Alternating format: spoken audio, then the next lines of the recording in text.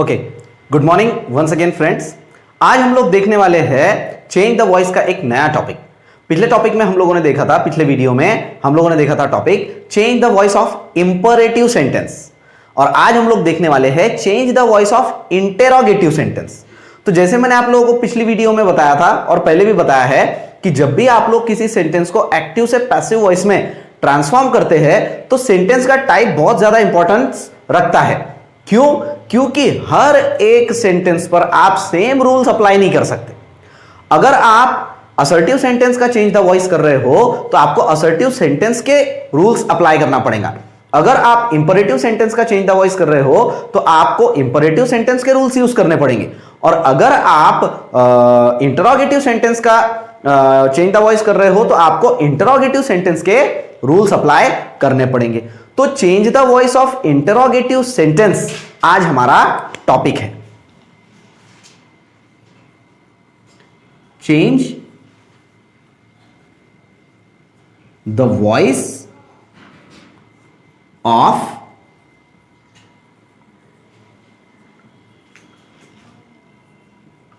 Interrogative sentence. Now यहां पर एक बात नोट करने वाली है कि इंटरोगेटिव सेंटेंस दो टाइप के होते हैं। इंटरोगेटिव सेंटेंस दो टाइप के होते हैं। तो सबसे पहले हम लोग देख लेते हैं what is mean by interrogative sentence. Interrogative sentence का मतलब होता है वो सेंटेंस जिसमें क्वेश्चन पूछा गया। जिस सेंटेंस में क्वेश्चन पूछा जाता है वो कहलाया जाता है इंटरोगेटिव सेंटेंस। और इंटरोगेटिव सेंटेंस के दो प्रकार होते हैं। नंबर वन, वर्बल टाइप, इसको हम yes no type interrogative sentence भी कहते हैं, और दूसरा होता है WH टाइप इंटरोगेटिव सेंटेंस। तो ये दो प्रकार के हमारे पास इंटरोगेटिव सेंटेंस होते हैं। लेकिन आज का जो हमारा टॉपिक है वो है change the voice of verbal type या yes no type interrogative sentence. अगले वीडियो में हम लोग देखेंगे change the voice of WH type interrogative sentence. तो इसको अभी यहां से मिटा देते हैं। आज का हमारा टॉपिक रहेगा change the voice of verbal type या yes no type interrogative sentence. अब जैसे मैंने आप लोगों को इस वीडियो की स्टार्टिंग में बताया कि जब भी आप लोग वॉइस चेंज करते हो किसी सेंटेंस का तो आपको यह पता करना जरूरी होता है कि वो सेंटेंस कौन से टाइप का है, क्योंकि हर एक सेंटेंस का फॉर्मूला अलग अलग होता है। असर्टिव सेंटेंस का फॉर्मूला हमने देखा एक्टिव वॉइस का अलग होता है, पैसिव वॉइस का अलग होता है। इंपरेटिव सेंटेंस का एक्टिव और पैसिव वॉइस का जो फॉर्मूला है वो असर्टिव से बिल्कुल अलग होता है। आज हम लोग देख रहे हैं change the voice of verbal type interrogative sentence, और इस वजह से इसका एक्टिव वॉइस का फॉर्मूला होता है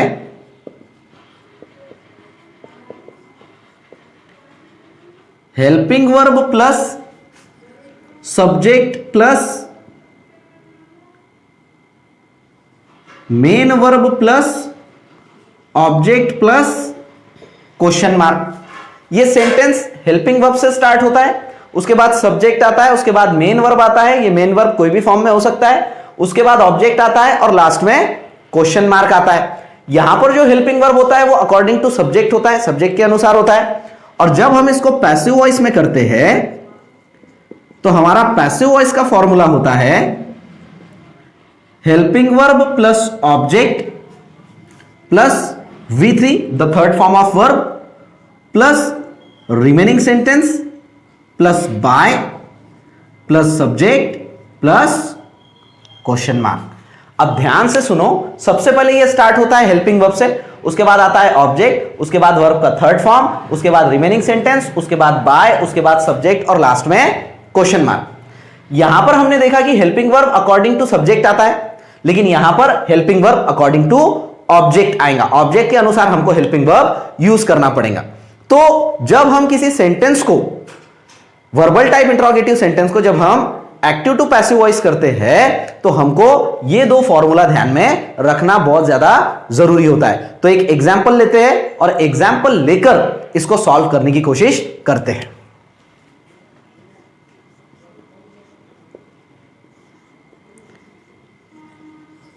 Are you completing your homework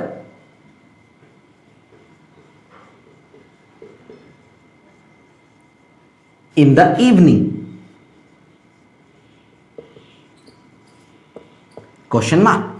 are you completing your homework in the evening. ना यहां पर देखो एक बात नोट करने लायक है, मैं जो आपको पहले भी वीडियोस में बोल चुका हूं कि जब भी आप लोग किसी भी सेंटेंस का वॉइस चेंज कर रहे हो तो आपको सेंटेंस के टाइप की टेंशन लेने की जरूरत नहीं है, सेंटेंस के टेंस की टेंशन लेने की जरूरत नहीं है। सबसे पहले जिस वर्ड पर आपको अटैक करना है, जिस वर्ड को आपको आइडेंटिफाई करना है, वो है वर्ब, हेल्पिंग वर्ब के साथ। और अगर आपने ये कर लिया तो आपको यही हेल्पिंग वर्ब और मेन वर्ब इस बात में मदद करेंगे कि सेंटेंस का टाइप कौन सा है और सेंटेंस का टेंस कौन सा है। यानी वर्ब को आप आइडेंटिफाई कर लो, आपको टाइप और आपको टेंस जो है सेंटेंस का वो ऑलरेडी मिल जाएगा।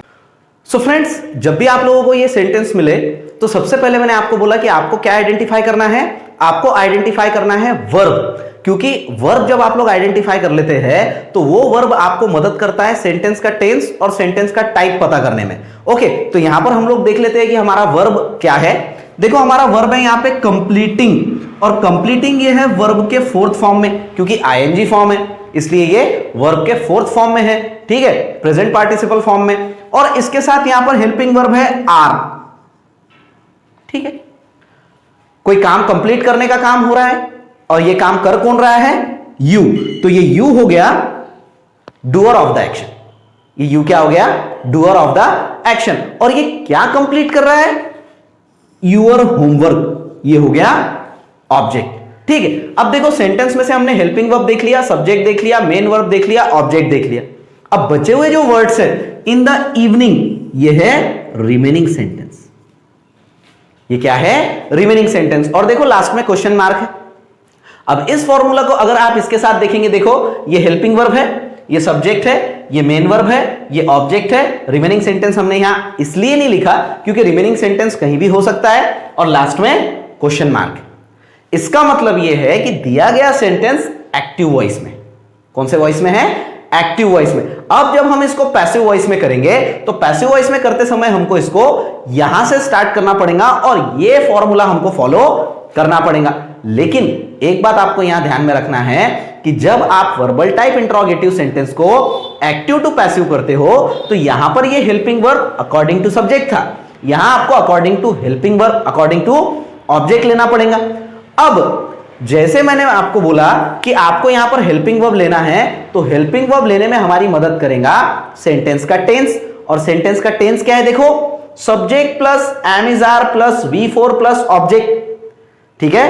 आर है और V4 है, इसका मतलब दिया गया सेंटेंस प्रेजेंट कंटीन्यूअस टेंस में। और प्रेजेंट कंटीन्यूअस टेंस के जो हेल्पिंग वर्ब है वो है एम या इज या आर प्लस बीइंग, एम या इज या आर प्लस बीइंग। अब इस वजह से हम लोग यहां पर जो हेल्पिंग वर्ब यूज करेंगे वो यूज करेंगे हम ऑब्जेक्ट के अनुसार। हमारा ऑब्जेक्ट है your homework, your homework singular है, यूर होमवर्क कैसा है, सिंगुलर है। इस वजह से हम लोग आंसर लिखते समय यूज करेंगे इज, ठीक है। ये हेल्पिंग वर्ब हमने लिख दिया। उसके बाद हम लिखेंगे ऑब्जेक्ट, ऑब्जेक्ट है हमारा यूर होमवर्क,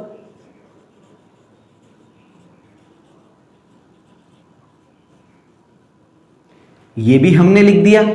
उसके बाद हमको लिखना है वर्ब का थर्ड फॉर्म। हमारा वर्ब है देखो कंप्लीटिंग, कंप्लीटिंग का V3 होता है कंप्लीटेड।